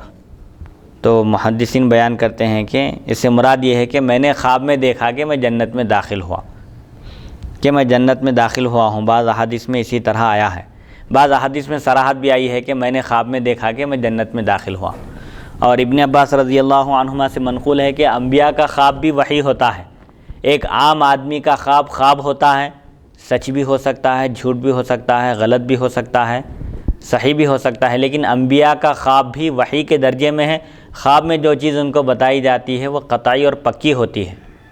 وحی اور الہام میں فرق یہی ہے کہ وحی قطعی ہوتی ہے اور الہام ظنی ہوتا ہے، جس کو ماننا سب کے لیے لازم نہیں ہے، لیکن وحی جو ہوتی ہے اس کو تسلیم کرنا، قبول کرنا، ماننا، اس پر عمل کرنا ہر ایک کے لیے لازم ہے۔ وحی سب پر حجت ہو سکتی ہے، لیکن الہام سب پر حجت نہیں ہو سکتا۔ جن کو الہام ہوا ہے انہی کے لیے وہ قرآن اور حدیث کے اگر مطابق ہے تو وہ حجت ہے، ورنہ حجت نہیں ہے۔ اس حدیث شریف میں بعض باتیں جو اہم ہیں وہ یہ ہے کہ رسول اللہ صلی اللہ علیہ وسلم نے خواب میں جنت میں اپنے آپ کو جنت میں دیکھا، اس میں ایک سونے کا محل ہے، وہ عمر بن خطاب رضی اللہ عنہ کے لیے ہے۔ اس سے معلوم ہوا کہ عمر رضی اللہ عنہ جنتی ہیں اور اللہ نے آپ کے لیے جنت میں ایک سونے کا محل بھی تعمیر کیا ہے۔ اور دوسری بات یہ ہے کہ حضرت بلال رضی اللہ عنہ کے قدموں کی آہٹ آپ صلی اللہ علیہ وسلم نے اپنے آگے آگے سنی، تو ان سے پوچھا کہ تمہارا کیا عمل ہے۔ یہاں اہم بات جو ہے وہ غور کرنے کی وہ یہ ہے کہ حضور اکرم صلی اللہ علیہ وسلم ظاہری حیات کے ساتھ صحابہ کے درمیان موجود ہیں اور وحی کا سلسلہ ابھی جاری ہے۔ حضرت بلال رضی اللہ عنہ نے حضور صلی اللہ علیہ وسلم سے پوچھا نہیں کہ میں اذان دینے کے بعد یا وضو کرنے کے بعد 2 رکعت نماز پڑھا کروں، اس کا التزام کروں، لیکن آپ نے اس کا التزام کیا اور حضور اکرم صلی اللہ علیہ وسلم نے منع نہیں کیا اور یہ نہیں فرمایا کہ اے بلال میرے رہتے ہوئے تم نے اس طرح کی بدعت کیوں ایجاد کی، تم کو کیسے حق پہنچتا ہے۔ یہ آپ نے انہیں منع نہیں کیا، زجر و توبیخ نہیں کی، بلکہ ان کو سراہا اور ان کی ہمت افزائی فرمائی اور فرمایا کہ بہما، ان 2 رکعتوں کے التزام کی وجہ سے ہی اے بلال آپ کو یہ درجہ حاصل ہوا ہے کہ جنت میں اپنے آگے آگے آپ کے قدموں کی آہٹ سن رہا تھا۔ تو اسے معلوم ہوتا ہے کہ ہر وہ کام جو قرآن اور حدیث سے نہ ٹکرائے، جو دین اسلام کے کسی اصول سے نہ ٹکرائے، اس کی شریعت میں اجازت ہے۔ اگر کوئی ایسا کام ایجاد کیا جا رہا ہے جس کی وجہ سے کوئی سنت نہ چھوٹ رہی ہو، کسی سنت کا ترک لازم نہ آ رہا ہو، تو اس کام کو اختیار کیا جا سکتا ہے۔ جیسا کہ رسول اللہ صلی اللہ علیہ وسلم نے ارشاد فرمایا، مسلم میں حدیث ہے کہ جو کوئی اچھا طریقہ رائج کرے، ایجاد کرے ایک اچھا طریقہ، تو اس کو اس کا اجر ملے گا، اور قیامت تک جتنے لوگ اس پر عمل کریں گے ان سب کو تو اجر ملے گا ہی، ساتھ ہی ساتھ اس کی بنیاد ڈالنے والے کو بھی ان کا اجر ملے گا۔ ایک اچھے کام کی جو بنیاد رکھے گا اس کو بھی فائدہ ہوگا، اس کو بھی اجر و ثواب ملے گا، اور قیامت تک جتنے لوگ اس سے فائدہ اٹھائیں گے اور اس پر عمل کریں گے ان کا بھی ثواب ملے گا، اور کسی کے ثواب میں کمی نہیں ہوگی۔ عمل کرنے والوں کو ان کا ثواب ملے گا اور اس عمل کی ترغیب دینے والوں کو بھی ثواب ملے گا۔ تو بہرحال اسے معلوم ہوتا ہے بلال رضی اللہ عنہ نے عہد رسالت میں آپ صلی اللہ علیہ وسلم میں یہ جو التزام کیا تھا 2 رکعت نماز پڑھنے کا، نہ اس کا ذکر حضور صلی اللہ علیہ وسلم سے انہوں نے کبھی کیا تھا، نہ رسول اللہ صلی اللہ علیہ وسلم نے معلوم ہونے کے بعد منع کیا۔ تو اس سے معلوم ہوتا ہے کہ اسلام کی اصل روح باقی رہنا اور اسلام کے جو قواعد ہیں اور قوانین ہیں شریعت کے، ان قوانین میں سے کسی قانون سے وہ نیا عمل اگر نہ ٹکرائے تو اس کی شرعاً اجازت ہے۔ اور حضرت عمر رضی اللہ عنہ کا بھی مقام و مرتبہ معلوم ہوتا ہے۔ رسول اللہ صلی اللہ علیہ وسلم اپنی زبان اقدس سے بیان کر رہے ہیں کہ جنت میں داخل ہوا تو کیا دیکھتا ہوں کہ ایک سونے کا محل ہے۔ آپ نے پوچھا بھی یہ کس کا ہے، تو وہاں وضاحت کر دی گئی کہ عمر بن خطاب کا ہے۔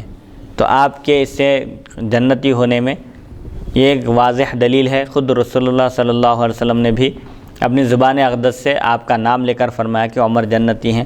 آگے ایک حدیث آ رہی ہے اس میں بھی غالباً اس کے بعد والی ایک حدیث آ رہی ہے، اس میں بھی صحابہ کرام کا نام لے کر حضور صلی اللہ علیہ وسلم نے جنتی ہونے کا ذکر کیا۔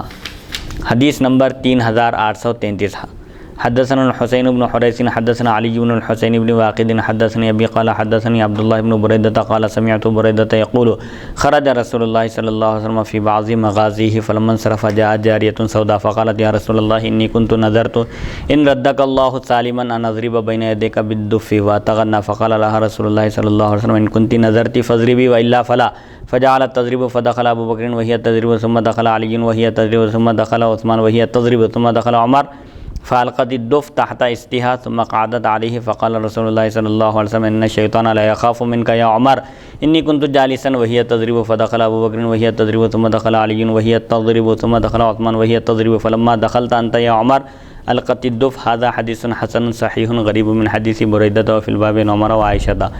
حضرت بریدہ رضی اللہ عنہ سے روایت ہے رسول اکرم صلی اللہ علیہ وسلم کسی غزوے میں تشریف لے گئے تھے، اس غزوے سے واپس تشریف لائے. کسی غزوے میں تشریف لے گئے، واپسی پر ایک سیاہ رنگ کی لڑکی حاضر ہوئی اور اس نے عرض کیا یا رسول اللہ صلی اللہ علیہ وسلم، میں نے نظر مانی تھی، میں نے منت مانی تھی کہ اگر اللہ تعالیٰ آپ کو صحیح سلامت واپس لائے تو میں آپ کے سامنے دف بجاؤں گی. دف جو عام طور پر ایک طرف سے بجانے کی اجازت ہے، دو طرف سے نہیں، تو دف بجانے کی میں نے نظر مانی تھی کہ اگر اللہ تعالیٰ آپ کو اس غزوے سے صحیح سلامت واپس لائے تو میں آپ کے سامنے دف بجاؤں گی اور اشعار گنگناؤں گی، آپ کے فضائل اور کمالات بیان کروں گی. تو حضرت صلی اللہ علیہ وسلم نے فرمایا اگر تم نے نظر مانی ہے تو کرو ایسا، ورنہ ضرورت نہیں ہے، دف بجانے کی کوئی ضرورت نہیں ہے. چنانچہ اب چونکہ وہ نظر مانی تھی وہ لڑکی اور حضور صلی اللہ علیہ وسلم سے اجازت طلب کی دف بجانے کی، اور جب اجازت ملی تو اس نے بجانا شروع کیا. اتنے میں حضرت ابوبکر صدیق رضی اللہ عنہ تشریف لائے. وہ بدستور بجاتی رہی، رکی نہیں، دف بجاتی رہی. پھر حضرت علی رضی اللہ عنہ تشریف لائے، پھر بھی وہ بجاتی رہی. ان کے بعد حضرت عثمان غنی رضی اللہ عنہ تشریف لائے، پھر بھی وہ بجاتی رہی، دف بجانا رکا نہیں اس کا. بڑے بڑے جلیل القدر صحابہ حضور اکرم صلی اللہ علیہ وسلم کی خدمت میں حاضر ہو رہے ہیں اور رسول اللہ صلی اللہ علیہ وسلم کے سامنے بیٹھ کر وہ دف بجا رہی ہے. پھر حضرت عمر رضی اللہ عنہ تشریف لائے تو اس نے دف اپنے سرین کے نیچے رکھا اور اس کے اوپر بیٹھ گئی، پیچھے رکھ کر اس کے اوپر بیٹھ گئی. رسول اللہ صلی اللہ علیہ وسلم نے فرمایا اے عمر تم سے شیطان بھی ڈرتا ہے. میں بیٹھا ہوا تھا، یہ دف بجاتی رہی. حضرت ابو بکر آئے تب بھی بجاتی رہی، علی آئے پھر بھی دف بجاتی رہی، عثمان آئے پھر بھی دف بجاتی رہی. کسی سے خوف نہیں کی، کسی کا خوف اس پر طاری نہیں ہوا. لیکن اے عمر جب تم داخل ہوئے تو یہ دف بجانا چھوڑ دیا اور اس کے اوپر بیٹھ گئی.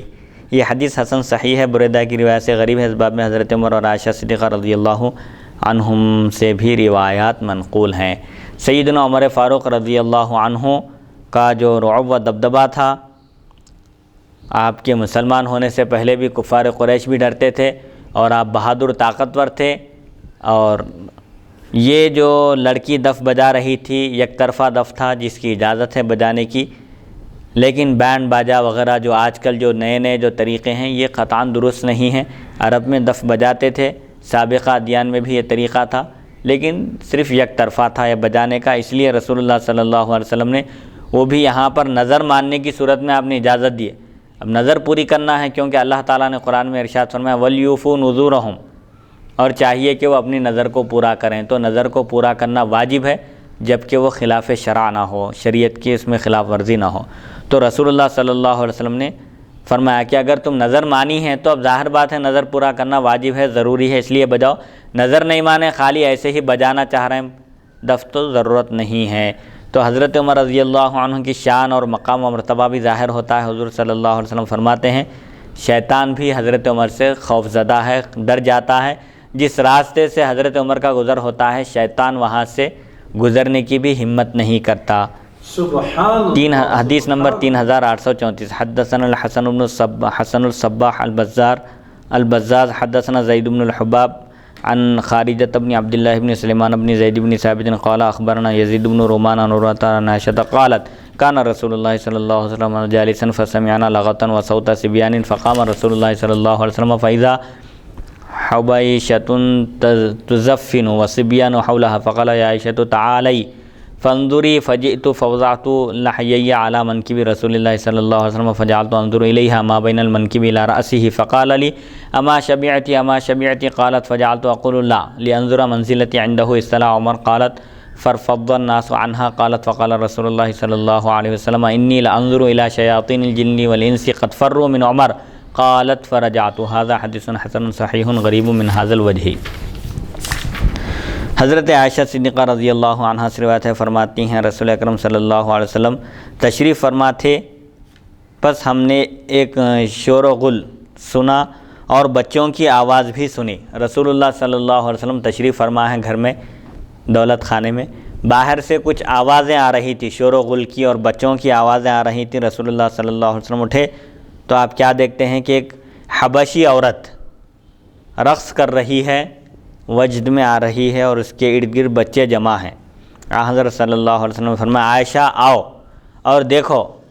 میں آئی اور اپنی ٹھوڈی حضرت صلی اللہ علیہ وسلم کے کاندھے پر رکھ کر آپ کے کندھے اور سر کے درمیان سے وہ منظر دیکھنے لگی۔ ایک عورت رقص کر رہی ہے اور جھوم رہی ہے، اس کے اطراف اس کے ارد گرد بچے بھی جھوم رہے ہیں، اور میں یہ تماشا دیکھنے لگی۔ رسول اکرم صلی اللہ علیہ وسلم کے کندھے مبارک پر اپنی ٹھوڈی رکھ کر میں یہ تماشا، یہ منظر دیکھنے لگی۔ رسول اللہ صلی اللہ علیہ وسلم نے فرمایا کیا تمہارا جی نہیں بھرا؟ دیکھ رہے تھے، بہت دیر تک دیکھتے رہے تو حضور فرمایا بس اب کافی ہے، روک دینا، کیا پوچھے، کیا تم سیر نہیں ہوئی؟ میں نے کہا نہیں میں اور دیکھنا چاہتی ہوں یہ منظر۔ حضرت عائشہ صدیقہ رضی اللہ عنہا فرمائے، کیوں فرمائیے آپ، کیوں عرض کی حضور صلی اللہ علیہ وسلم سے؟ تاکہ میں حضور صلی اللہ علیہ وسلم کے نزدیک اپنا مقام و مرتبہ دیکھوں، یعنی رسول اللہ صلی اللہ علیہ وسلم مجھ سے کس قدر محبت کرتے ہیں اور میری خاطر کتنی دیر ٹھہرتے ہیں، میرا مقام و مرتبہ معلوم کرنے کے لیے۔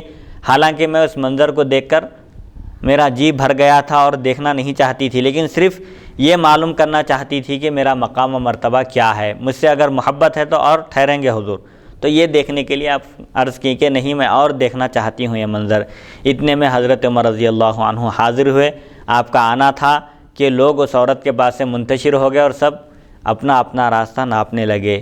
تو حضرت عائشہ صدیقہ رضی اللہ عنہ فرماتی ہیں حضور صلی اللہ علیہ وسلم نے فرمایا میں دیکھتا ہوں کہ جن و انس کے شیاطین عمر رضی اللہ عنہ کو دیکھ کر بھاگ کھڑے ہوئے۔ ام المؤمنین فرماتی ہیں پھر میں واپس آ گئی، یعنی یہ منظر دیکھنے لگے۔ وہ عرب میں ایک طریقہ تھا، وہ لوگ اپنی عیدوں کے موقع پر ان کے کرتب بازیاں دکھاتے تھے، کچھ کھیل وغیرہ کھیلتے تھے، تو حضور صلی اللہ علیہ وسلم نے حضرت عائشہ صدیقہ رضی اللہ عنہا کو بھی بتایا۔ تو اس حدیث شریف میں بھی امت کے لیے جو نصیحت ہے کہ شوہروں کی ذمہ داری یہ ہے کہ وہ شریعت کی حدود میں رہ کر اپنی بیویوں کے لیے ایسے مواقع فراہم کریں جن سے ان کا ذہن فریش ہو، تازہ ہو، اور تفریح وغیرہ بھی شرعاً درست ہے، لیکن گوشے پردے کا مکمل اہتمام ہو اور شریعت کے احکام کی خلاف ورزی نہ ہو۔ ایک مومن وہ ہے جو دنیا کے کھیل کود میں بھی آخرت کی نصیحت اور آخرت کا ذخیرہ جمع کرے، جیسا کہ شیخ الاسلام عارف باللہ مولانا حافظ محمد انوار اللہ فاروقی رحمۃ اللہ علیہ نظامیہ کے طلباء کو اپنے ساتھ تفریحی سفر کے لیے لے جاتے، طلباء کو ان کا ذہن فریش کرنے کے لیے اور دماغ ان کا تازہ کرنے کے لیے کبھی کبھی آپ اپنے ساتھ طلباء کو تفریح کے لیے بھی لے جاتے تھے۔ ایک موقع پر نظامیہ کے طلباء اس وقت جو آپ کے شاگرد وغیرہ تھے وہ کھیل کھیل رہے تھے، لون پاٹ کچھ نام ہے اس کا، جس میں آنکھوں پر پٹی باندھی جاتی ہے اور بچے ایک کسی کو پکڑنے کی کوشش کرتے ہیں، جو پکڑے جاتا ہے گرفت میں آ جاتا ہے، اس کو چور بنایا جاتا ہے۔ تو آپ نے اپنے طلباء سے اس وقت پوچھا کہ اس کھیل میں ہمارے لیے ایک نصیحت ہے، وہ کیا ہے؟ تو طلباء نے عرض کیا کہ آپ ہی بتائیں۔ تو آپ نے فرمایا کہ ایک مومن جب دنیا میں آتا ہے اور اس کے پیچھے دنیاوی خواہشات اور اس کی آرزوئیں ایسے ہی اس کا پیچھا کرتی ہیں، اس کی کوشش یہ ہونی چاہیے کہ وہ دنیا کے تلوثوں سے، دنیا کی آلائشوں سے اپنے آپ کو، اپنے دامن کو بچائے رکھے۔ تو یہ بزرگان دین کا طریقہ تھا جو دنیا کے کھیل سے بھی عبرت اور نصیحت حاصل کرتے تھے۔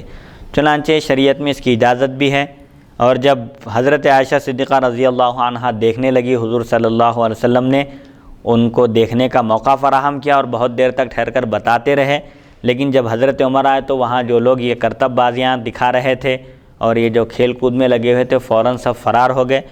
تو حضور صلی اللہ علیہ وسلم نے فرمایا کہ میں جن اور انس کے شیاطین کو دیکھ رہا ہوں جو عمر سے خوف زدہ ہو کر راہ فرار اختیار کیے۔ تو اس سے بھی حضرت عمر رضی اللہ عنہ کا رعب و دبدبہ معلوم ہوتا ہے کہ کوئی بھی آپ کے سامنے ٹکنے کی ہمت نہیں کرتے تھے۔ حدیث نمبر 3835 حدثنا سلمۃ بن شبیب حدثنا عبداللہ بن نافع السائق حدثنا عاصم بن عمر العمری عن عبد الله بن دينار عن ابن عمر قال قال رسول الله صلى الله عليه وسلم انا اول من تنشق عنه الارض ثم ابو بكر ثم عمر ثم آتي اهل البقيع فيحشرون معي ثم انتظر اهل مكة حتى احشر بين الحرمين.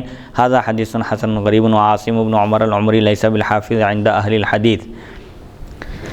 حضرت ابن عمر رضی اللہ عنہما سے روایت رسول اکرم صلی اللہ علیہ وسلم نے ارشاد فرمایا سب سے پہلے میری قبر شق ہوگی، میری مزار قیامت کے دن سب سے پہلے شق ہوگی، میں مزار کے باہر آؤں گا، پھر حضرت ابوبکر پھر عمر رضی اللہ عنہما کی قبریں شق ہوں گی، پھر میں جنت البقیع والوں کے پاس آؤں گا تو وہ میرے پاس فیحشرون معی، پس ان کو میرے ساتھ جمع کیا جائے گا، پھر میں اہل مکہ کا انتظار کروں گا تو حرمین طیبین کے درمیان ان سے آ ملوں گا۔ اس سے بھی حضرت ابوبکر عمر فاروق رضی اللہ عنہما کی فضیلت اور منقبت ظاہر ہوتی ہے کہ رسول اللہ صلی اللہ علیہ وسلم جب سور پھونکا جائے گا سب سے پہلے رسول اللہ صلی اللہ علیہ وسلم اپنی مزار اقدس سے باہر تشریف لائیں گے، دوسرے نمبر پر حضرت ابوبکر، پھر تیسرے نمبر پر حضرت عمر فاروق رضی اللہ عنہ کو یہ شرف حاصل ہوگا۔ حدیث نمبر 3836 حدثنا قتيبة حدثنا الليث عن ابن عجلان عن سعد بن ابراهيم عن ابي سلمة عن عائشة قالت قال رسول الله صلى الله عليه وسلم قد كان يكون في الامم محدثون فان يكن في امتي احد فعمر بن الخطاب. هذا حديث حسن صحيح. واخبرني بعض اصحاب ابن عيينة عن سفيان بن عيينة قال محدثون یعنی مفہمون. حضرت عائشہ صدیقہ رضی اللہ عنہا سے روایت رسول اکرم صلی اللہ علیہ وسلم نے ارشاد فرمایا پہلی امتوں میں محدث ہوا کرتے تھے، یعنی جن کو الہام ہوتا تھا اور احکام شریعت کی صحیح تفہیم ہوتی تھی، ان کو سمجھائے جاتے تھے، وہ احکام الہام ہوتا تھا، خیر کی طرف ان کی رہنمائی ہوتی تھی۔ سابقہ امتوں میں اس طرح کے محدث ہوا کرتے تھے۔ اگر میری امت میں کوئی محدث ہے تو وہ عمر ہیں، یعنی عمر ہیں جن کو الہام ہوتا ہے اور صحیح باتوں کی طرف جن کی رہنمائی کی جاتی ہے۔ یہ حدیث حسن صحیح ہے۔ مجھے بعض اصحاب سفیان بن عیینہ نے خبر دی کہ ابن عیینہ فرماتے ہیں محدث سے مراد وہ لوگ ہیں جن کو دین کی سمجھ بوجھ عطا کی گئی۔ سابقہ امتوں میں بھی اس طرح کے فقہا اور زبردست جید علماء ہوتے تھے۔ میری امت میں بھی اگر کوئی ایسے ہیں جنہیں الہام ہوتا ہے اور درست بات کی طرف جن کی رہنمائی کی جاتی ہے، دین کی سمجھ بوجھ جن کو عطا کی جاتی ہے، اگر کوئی ہیں تو وہ عمر بن خطاب ہیں۔ اس سے بھی حضرت عمر رضی اللہ عنہ کی منقبت اور آپ کی شان ظاہر ہوتی ہے۔ حدیث نمبر 3837 حدثنا محمد بن حمید الرازی حدثنا عبداللہ بن عبد القدوس حدثنا عامش عن عمرو بن مرۃ عن عبداللہ بن سلمۃ عن عبیدۃ السلمانی عن عبداللہ بن مسعود ان النبی صلی اللہ علیہ وسلم قال اطلع علیکم رجل من اہل الجنۃ فاطلع ابو بکر ثم قال اطلع علیکم رجل من اہل الجنۃ فاطلع عمر وفی الباب عن ابی موسیٰ وجابر هذا حدیث غریب من حدیث ابن مسعود۔ حضرت عبداللہ بن مسعود رضی اللہ عنہ سے روایت نبی کریم صلی اللہ علیہ وسلم نے ارشاد فرمایا تمہارے پاس ایک جنتی شخص آ رہے ہیں، بس ابو بکر صدیق رضی اللہ عنہ تشریف لائے۔ پھر فرمایا تمہارے پاس ایک جنتی آ رہے ہیں تو حضرت عمر رضی اللہ عنہ تشریف لائے۔ اس باب میں حضرت موسیٰ اور جابر رضی اللہ عنہما سے بھی روایات منقول ہیں۔ حضور صلی اللہ علیہ وسلم کے علم غیب کی بھی دلیل ہے کہ آنے والے کون ہیں اور ان کا کیا مقام ہے، آپ یہ بھی جانتے ہیں، اسی لیے آپ نے فرمایا کہ تمہارے پاس ایک جنتی شخص آ رہا ہے۔ آپ یہ فرمایا جبکہ وہاں پر کوئی بھی نہیں تھے، جو اس وقت آپ صلی اللہ علیہ وسلم کی خدمت میں حاضر ہوئے وہ ابو بکر صدیق رضی اللہ عنہ تھے۔ حضور صلی اللہ علیہ وسلم نے ان کے آنے سے پہلے خبر دی اور فرمایا کہ جنتی ہیں، ایک جنتی شخص آ رہا ہے۔ پھر حضرت عمر آئے، ان کے بارے میں بھی آپ نے ان کے آنے سے پہلے فرمایا کہ تمہارے پاس اور ایک جنتی شخص آ رہا ہے۔ حضرت عمر رضی اللہ عنہ حاضر ہوئے تو ان دونوں حضرات کی خصوصیت بھی معلوم ہوتی ہے۔ خاص طور پر آپ نے نام لے کر بھی فرمایا یہ جنتی ہیں، اور کئی مواقع پر آپ نے اس طرح کی خوشخبری صحابہ کرام کے لیے عطا فرمائی۔ حدیث نمبر 3838 حدثنا محمد بن غیلان حدثنا ابو داؤد الطیالسی عن شعبۃ عن سعد بن ابراہیم عن ابی سلمۃ عن ابی ہریرہ عن النبی صلی اللہ علیہ وسلم قال بینما رجل یرعى غنما له اذ جاء الذئب فاخذ شاة فجاء صاحبها فانتزعها منه فقال الذئب كيف تصنع بها يوم السبع يوم لا راعي لها غيري قال رسول الله صلى الله عليه وسلم فآمنت بذلك أنا وأبو بكر وعمر قال وسلمة وما هما في القوم يومئذ حدثنا محمد بن بشار حدثنا محمد بن جعفر حدثنا شعبة بن سعد نحوه هذا حديث حسن صحيح۔ حضرت ابو ہریرہ رضی اللہ عنہ سے روایت نبی اکرم صلی اللہ علیہ وسلم نے فرمایا ایک چرواہا بکریاں چرا رہا تھا کہ اتنے میں بھیڑیے نے آ کر ایک بکری پکڑ لی۔ ایک بھیڑیا آیا اور ایک بکری پر حملہ کر کے بکری کو اپنے قبضے میں لے لیا۔ چرواہے نے اس سے بکری چھڑا لی، چھین لی، تو بھیڑیا کہنے لگا جس دن درندوں کی بادشاہت ہوگی اور میرے سوا کوئی چرواہا نہ ہوگا اس دن کیا کرو گے؟ ایک دن ایسا آنے والا ہے جس دن درندے اور یہ خونخوار جانور، چیر پھاڑ کر کھانے والے جانور خود بکریوں کی نگرانی کریں گے۔ اس وقت کیا ہوگا؟ اس وقت کیا کرو گے تم؟ جب یہ بکریاں ہماری نگہداشت میں، ہماری نگرانی میں، ہماری نگہبانی میں ہوں گی۔ تو رسول اکرم صلی اللہ علیہ وسلم نے فرمایا میں بھی اس پر ایمان لایا اور ابو بکر اور عمر رضی اللہ عنہما بھی اس پر ایمان لائے۔ ابو سلمہ فرماتے ہیں یہ دونوں حضرات اس دن وہاں لوگوں کے درمیان موجود نہ تھے، لیکن پھر بھی رسول اللہ صلی اللہ علیہ وسلم نے اس بھیڑیے کے اس کہنے پر کہ ایک دن ایسا آئے گا کہ جس دن بھیڑیوں کی نگہبانی ہوگی، ان کی بادشاہت ہوگی اور بھیڑیے ہی بکریوں کے محافظ ہوں گے، یہ اس بات پر میں ایمان لایا اور ابو بکر اور عمر بھی ایمان لائے۔ تو آپ صلی اللہ علیہ وسلم کا اس بات پر یقین تھا کہ ابو بکر اور عمر رضی اللہ عنہما اس وقت وہاں موجود ہوتے تو وہ بھی آپ کی تصدیق کرتے تھے۔ آپ کو ان دونوں کی ذات پر اتنا یقین ہے، اسی وجہ سے آپ نے اس میں ان دونوں حضرات کو بھی شامل کیا۔ حدیث نمبر 3839 حدثنا محمد بن بشار حدثنا يحيى بن سعيد عن سعيد بن ابي عروبة عن قتادة ان انس بن مالك حدثهم ان رسول الله صلى الله عليه وسلم صعد احدا وابو بكر وعمر وعثمان فرجف بهم فقال نبي الله صلى الله عليه وسلم اثبت احد فانما عليك نبي وصديق وشهيدان هذا حديث حسن صحيح۔ حضرت انس بن مالک رضی اللہ عنہ سے روایت ہے رسول اکرم صلی اللہ علیہ وسلم حضرت ابو بکر، عمر اور عثمان رضی اللہ عنہم احد پہاڑ پر چڑھے تو وہ حرکت کرنے لگا، جھومنے لگا۔ احد پہاڑ بھی فخر سے ناز کرنے لگا، جھومنے لگا کہ مجھ پر دنیا کی بہترین ہستیاں اس وقت تشریف فرما ہیں۔ تو پہاڑ جھومنے لگا، حرکت میں آ گیا تو حضور صلی اللہ علیہ وسلم نے فرمایا اے احد ٹھہر جا، سنبھل جا، تجھ پر ایک نبی، ایک صدیق اور 2 شہید ہیں۔ سبحان اللہ، یہ رسول اکرم صلی اللہ علیہ وسلم کے علم غیب کی دلیل ہیں۔ آپ نے فرمایا کہ اے پہاڑ تھم جا، سنبھل جا اور ہوش سے کام لے، کیونکہ تجھ پر ایک نبی ہیں اور ایک صدیق ہیں اور 2 شہید ہیں، حضرت عمر، حضرت عثمان۔ ان دونوں کی شہادت کا بھی آپ کو علم تھا، اسی لیے تو آپ نے فرمایا کہ تجھ پر ایک نبی، ایک صدیق اور 2 شہید ہیں۔ حالانکہ کسی کے بھی انتقال سے پہلے کچھ نہیں کہا جا سکتا کہ اس کو شہادت نصیب ہوگی یا ایک عام انسان کی طرح موت آئے گی، لیکن حضور صلی اللہ علیہ وسلم اللہ کی عطا سے، اللہ کے فضل سے یہ بھی جانتے ہیں کہ کس کو شہادت نصیب ہوگی اور کس کو طبعی موت آئے گی۔ چنانچہ حضرت عمر، حضرت عثمان رضی اللہ عنہما کے بارے میں آپ نے فرمایا کہ تجھ پر 2 شہید ہیں جنہیں شہادت کا مرتبہ عطا ہوگا۔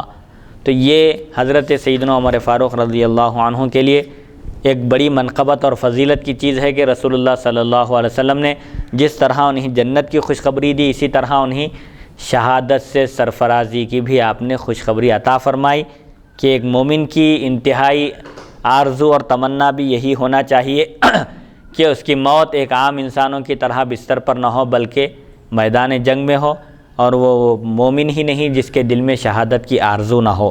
اسی لیے کم سے کم حدیث شریف میں آیا ہے کہ ایک مومن کے دل میں شہادت کی آرزو اور تمنا ہونا چاہیے۔ جو شخص اپنے دل میں شہادت کی تمنا رکھتا ہے، شہادت کی آرزو رکھتا ہے اور یہ خواہش رکھتا ہے کہ اگر اس کا دشمنان اسلام سے مقابلہ ہو تو وہ یقیناً اللہ کی راہ میں اپنی جان قربان کر دے گا، جس کے دل میں یہ خواہش ہو، جو اللہ تعالیٰ سے اس طرح کا سوال کرے، اللہ تعالیٰ اس کو شہادت کا مرتبہ عطا فرماتا ہے، اگرچہ کہ اس کو اس کے بستر پر موت آئے۔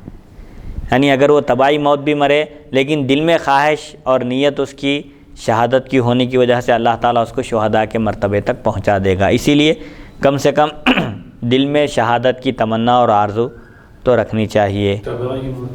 طبعی موت بولے تو جیسے عام طور پر انتقال ہوتا ہے، یعنی انسان کو جو موت آتی ہے اس کا وقت آنے کے بعد، اس طرح کی موت اگر کوئی مر جاتا ہے لیکن دل میں اس کی تمنا اور خواہش تھی کہ اس کو شہادت نصیب ہو، اللہ کی راہ میں اس کی جان قربان ہو، تو ایسے شخص کو بھی اللہ تعالیٰ اپنے فضل و کرم سے شہداء کے منازل اور مراتب تک پہنچا دے گا۔ الحمدللہ اللہ کی توفیق اور اس کی مدد سے آج خلیفہ دوم، خلیفہ راشد حضرت سیدنا عمر بن خطاب رضی اللہ عنہ کے فضائل اور مناقب سے متعلق غالباً 16 حدیثیں تھیں، جو الحمدللہ آج ختم ہوئی۔ آج کے درس کا اختتام سیدنا عمر فاروق رضی اللہ عنہ کے مناقب اور فضائل کے اختتام پر ہوتا ہے۔ حدیث نمبر 3824 تا حدیث نمبر 3839۔ اللہ تعالیٰ سے میں دعا کرتا ہوں کہ اللہ تعالیٰ ہم کو سننے اور سنانے سے زیادہ احکام شریعت پر عمل کرنے کی توفیق عطا فرمائے۔ آمین۔ اور جو حضرات اس ریکارڈنگ کے سلسلے میں تعاون فرما رہے ہیں اور جس طرح کا بھی اہتمام کر رہے ہیں، اپنی جو کوشش پیش کر رہے ہیں، اللہ تعالیٰ ان کی کوشش کو قبول فرمائے آمین۔ اور عالم اسلام کے مسلمانوں کو قوت، عزت، غلبہ عطا فرمائے آمین۔ اور تمام عالم اسلام کے مسلمانوں کی جان و مال، عزت اور آبرو کی حفاظت فرما۔ آمین۔ اے مولا، جو حضور اکرم صلی اللہ علیہ وسلم کے ان ارشادات گرامی کو امت تک پہنچانے کی سعی کر رہے ہیں، کوشش کر رہے ہیں، ان کے عمر و اقبال میں ترقی عطا فرما، انہیں ان کے جائز مقاصد میں کامیابی عطا فرما، آمین۔ صحت و عافیت سے سرفراز فرما، ان کے اہل و عیال کو صحت و عافیت سے رکھ، آمین۔ اور ان کے اہل و عیال کو تمام دنیا کی نعمتوں سے سرفراز فرما، آمین۔ اور عزت کی زندگی اور ایمان کی موت عطا فرما، آمین۔ دنیا میں دن دنی رات چوگنی ترقی عطا فرما، آمین۔ اور تمام مسائل حل فرما دے، جو مصیبت زدہ ہیں ان کی مصیبتوں کو دور فرما،